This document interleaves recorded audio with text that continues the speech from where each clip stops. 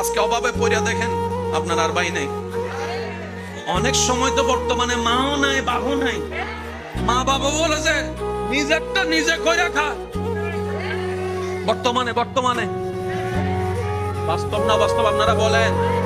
যে ছেলে কামাইতে পারে তারও আদর, তার বউরও আদর, তার ছেলে মেয়েরও আদর, নাতি নাতনির বুকে টাইনা নাই। আর যে ছেলে সংসারে টাকা দিতে পারে না তারও দাম নাই, তার বউরও দাম নাই, এমনকি ছোট ছোট বাচ্চা নাতি নাতনিরও দাম নাই। কথা বলেন ঠিক না?